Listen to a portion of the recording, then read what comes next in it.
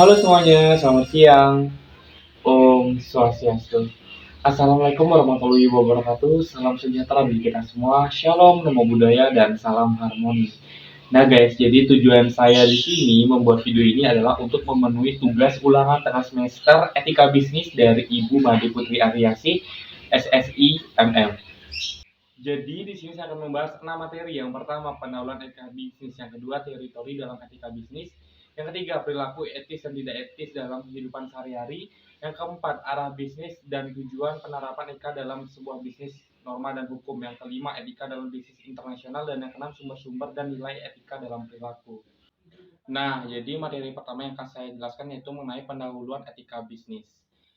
Kata etika sendiri berasal dari bahasa Latin etika, sedangkan dalam bahasa Yunani disebut ethos yang artinya norma-norma, nilai, kaidah, ukuran bagi tingkah laku yang baik. Jadi etika bisnis itu sendiri adalah cara melakukan kegiatan bisnis yang mencakup semua aspek yang berkaitan dengan orang, perusahaan, dan masyarakat. Lalu kedua yang akan saya jelaskan yaitu mengenai perkembangan etika bisnis. Seiring dengan adanya globalisasi, maka dunia bisnis harus mengikuti keadaan. Oleh karena itu, perusahaan yang melakukan aktivitas bisnisnya tentu harus mengikuti norma-norma maupun aturan yang berlaku pada zaman sekarang.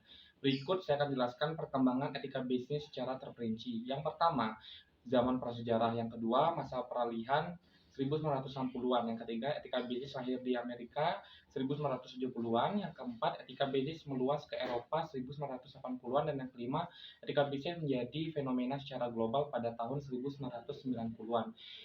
Yang ketiga adalah perilaku tidak etis.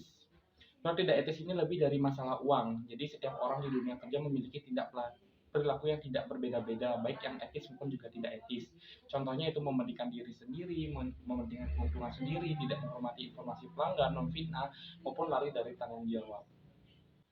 Nah, materi kedua yang akan saya jelaskan itu mengenai teori-teori dalam etika bisnis. Yang pertama ada teori utilitarianisme, yang dimana suatu teori segi etika formatif yang menyatakan bahwa suatu tindakan yang patut adalah yang memaksimalkan penggunaan ataupun utility. Biasanya didefinisikan sebagai memaksimalkan kebahagiaan dan mengurangi penderitaan, yang dimana contoh kasusnya seperti kasus perumahan kluster. Yang kedua ada teori deontologi.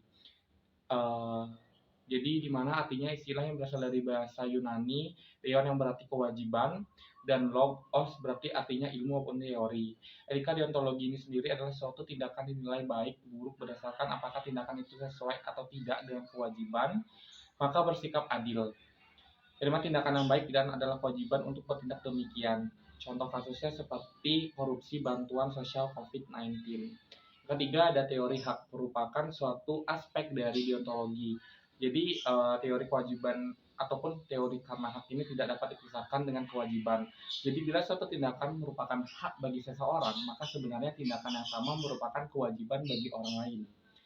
Teori hak ini sendiri didasarkan atas asumsi bahwa manusia mempunyai martabat dan semua manusia mempunyai martabat yang sama. Yang dimana contoh kasusnya seperti mogoknya hampir seluruh pekerja PT Freeport Indonesia, FI. FI. Lalu yang terakhir ada teori keutamaan. Teori ini adalah salah satu pendekatan dalam etika yang menekankan pada karakter baik dan prinsip moral yang baik dalam mengambil sebuah keputusan. Jadi contoh kasusnya seperti kasus bus sumber Kencono. Nah, materi ketiga yang akan saya bahas yaitu mengenai perilaku etis dan tidak etis dalam kehidupan sehari-hari. Nilai etika merupakan keyakinan dan pemikiran yang kita pelajari dan kita hayati, yang merupakan warisan dari sejak kita dini yang kita dapatkan dari kedua orang tua kita dan lingkungan sekitar ataupun tempat tinggal kita dari dini. Perilaku etis dan tidak etis sendiri adalah dua konsep penting dalam kehidupan sehari-hari, di mana etika sendiri adalah seperangkat nilai-nilai moral yang digunakan untuk menentukan apa yang benar dan salah, baik dan buruknya dalam perilaku seseorang. Sedangkan etika kerja adalah norma, nilai, dan aturan yang menjadi pedoman karyawan dalam bekerja. Terdapat dua faktor utama yang mungkin menyebabkan orang berperilaku tidak etis, yaitu yang pertama, standar etika orang tersebut berbeda dengan masyarakat pada umumnya. Lalu yang kedua, orang tersebut tidak sengaja bertindak tidak etis untuk keuntungan pribadi maupun keuntungan sendiri. Berikut saya jelaskan beberapa contoh perilaku tidak etis di dunia kerja. Yang pertama seperti penyalahgunaan kekuasaan, yang kedua korupsi, yang ketiga diskriminasi, yang keempat mobbing, dan yang terakhir penyalahgunaan privasi ataupun pelanggaran privasi. Nah, pada materi keempat ini saya akan menjelaskan mengenai arah bisnis dan tujuan penerapan etika dalam aspek bisnis, norma, dan juga hukum. Sejarah bisnis sendiri telah mengalami perubahan dan juga perkembangan di tengah perkembangan yang sangat signifikan. Di mana etika bisnis ini mengalami sebuah perubahan yang sangat signifikan, salah satunya penekanan pada aturan sebuah perusahaan, yang dimana pada awalnya yang kita ketahui bisnis itu lebih mengacu kepada keuntungan dan juga mencari sebuah keuntungan dalam sebuah perusahaan tersebut. Nah, pada sekarang ini lebih mematuhi sebuah aturan yang dimana juga lebih bertanggung jawab dan memperhatikan sosial maupun SDM yang ada dalam sebuah perusahaan dan memikirkan keuntungan bagi semua, bukan hanya keuntungan semata saja.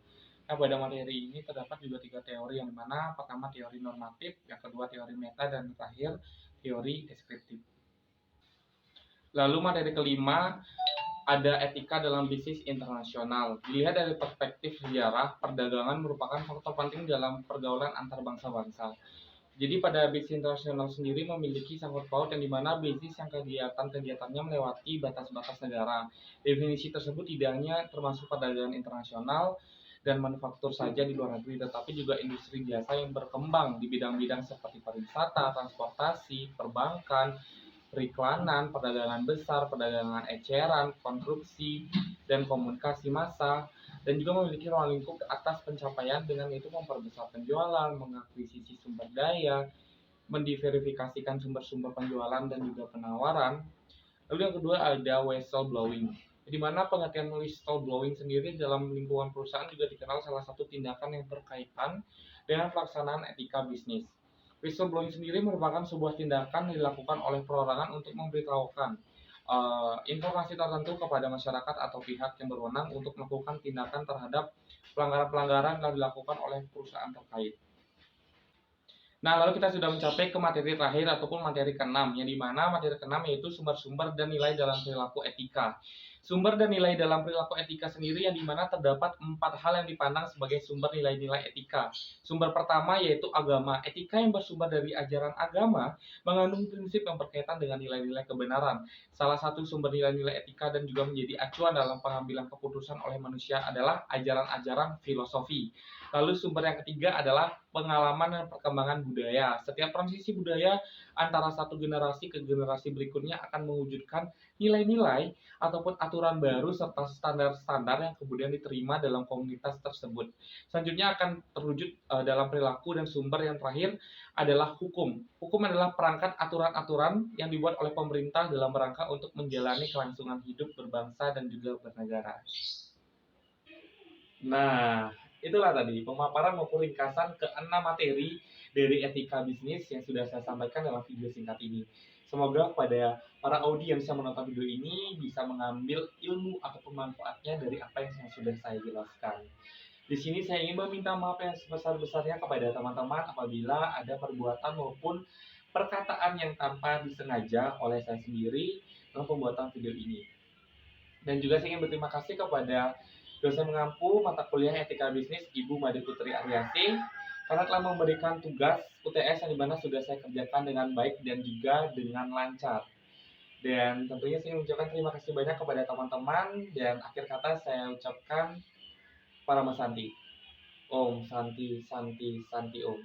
Waalaikumsalam warahmatullahi wabarakatuh. Salam sejahtera bagi kita semua. Shalom, namo buddhaya, dan salam harmoni.